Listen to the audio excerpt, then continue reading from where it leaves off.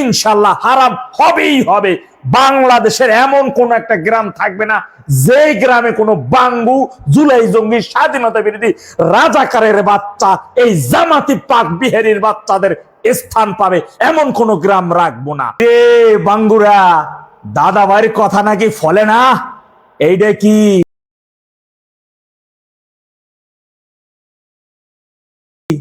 গাফন ফেসিস তারেকের একেবারে জায়গা মতো পড়ছে? গত 7 দিন আগে থেকেই বলে আসতেছি। আর যাই হোক, দিল্লি ফেসিস্ট তারেকরে এতবার আমন্ত্রণ জানাইছে, আর ফেসিস্ট তারেক সেই আমন্ত্রণ উপেক্ষা কইরা সেই দেশের সফরে যাবে না এমন কলিজা ওর দেহের মধ্যে নাই। আমার অনেক নিকটতম ঘনিষ্ঠজন শুভাকাঙ্ক্ষী গণেরাও বলতেছিলেন যে এত আত্মবিশ্বাস নিয়ে বলতেছেন যে ও দিল্লি সফরে যাবেই যাবেই। শুধু দিল্লি সফরেই যাইতেছে না, ওই যে 3খানা শর্ত দিছিল, সেই 3খানা দিল্লি ধরে বলেছে মামা বাড়ির আবদার আখ্যায়িত করে সেইটা একেবারে উড়াই দিয়েছে, প্রত্যাখ্যান করে দিয়েছে। এমনকি ফেসিস্ট তারেক ওর দেওয়া সেই শর্ত প্রত্যাখ্যান করে নিতে বাধ্য হয়েছে।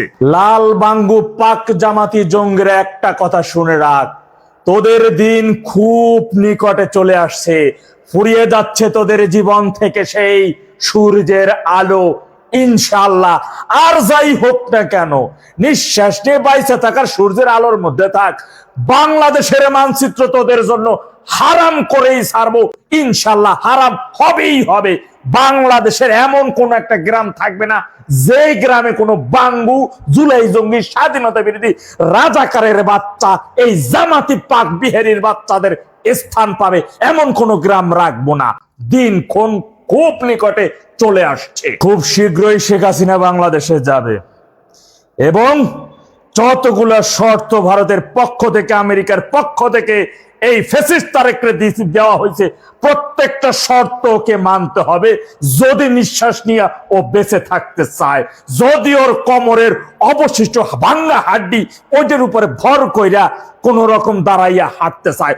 তা না হলে যে ঝুলে থেকে বাইচে থাকার কথা বলছি না, এই ঝুলে থেকে বাইচে কোন রকম নিঃশ্বাস নিয়ে বেঁচে থাকতে হইলে অবশ্যই ওকে আইন, গণতন্ত্র, সংবিধান এবং সকল রাজনৈতিক দলের অংশগ্রহণের একটি মধ্যবর্তী নির্বাচনের আয়োজন করতেই হবে, তা না হলে মরতে হবে। বিভিন্ন মিডিয়া এবং অনলাইন পোর্টালের মাধ্যমে আপনারা জেনেছেন গত 2 বছরের মধ্যে এই প্রথম সম্প্রতি কলকাতায় নাকি আওয়ামী লীগের 50 থেকে 60 জন এমপি গণেরা একত্রিত হয়ে একটা জরুরি বৈঠক করেছেন। যেই বৈঠক আগামী দিনের করণীয় এবং বেশ কিছু গুরুত্বপূর্ণ সিদ্ধান্ত গৃহীত হয়েছে বলে জানা গেছে বা গণমাধ্যমের সুবাদে জেনেছি। মাঠ পর্যায়ে থাকা আমার তৃণমূলের সহযোদ্ধা ভাইরা নেত্রী প্রতিদিন বিভিন্ন গ্রুপে আপনাদের সাথে কলে যুক্ত হচ্ছেন এবং সেই গ্রুপ কলে কিন্তু বিভিন্ন দিক নির্দেশনা আপনাদের দিচ্ছেন। সর্বোচ্চ রকমের নোট করবেন, একটি সুন্দর বাসযোগ্য বাংলাদেশ গড়ার ক্ষেত্রে কিন্তু আমরা প্রত্যেকটা ইউনিয়ন, প্রত্যেকটা ওয়ার্ড পর্যায়ে গুরুত্বপূর্ণ সিদ্ধান্তগুলো গৃহীত হয়েছে। নেত্রী কিন্তু বলেছেন গত 2 বছর ধরে যে সকল জঙ্গি সন্ত্রাসীরা মাথা চারা দিয়েছে, যে সকল জঙ্গি সন্ত্রাসীরা আগে বোতলের মধ্যে আটকা ছিল, স্বাধীনতার রাজাকারের বাচ্চারা যাদের উৎপাত করেছে আপনাদের এলাকায়, নামের নোট তালিকা, ব্যক্তিগত ফোন নাম্বার, খুব শীঘ্রই কিন্তু এগুলো প্রয়োজন হবে।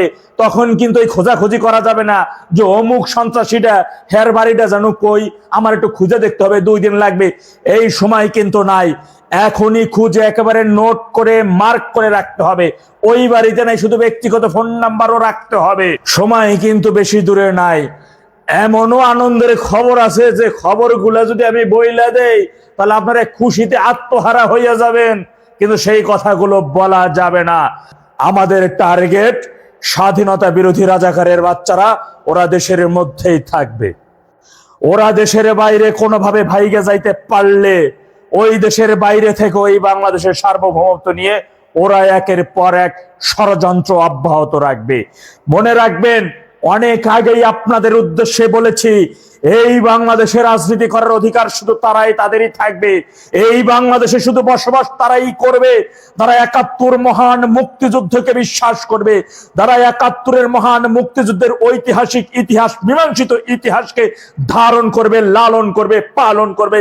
একমাত্র তারাই এই দেশে বসবাস করতে পারবে, তারাই এই দেশে রাজনীতি করতে পারবে।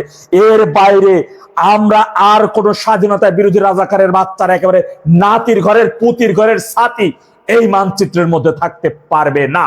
আমরা ওদেরকে থাকতে দিব না। বিজয় কিন্তু আসছে খুব শীঘ্র। ঐক্যবদ্ধের বিকল্প নাই। জয় বাংলা, জয় বঙ্গবন্ধু।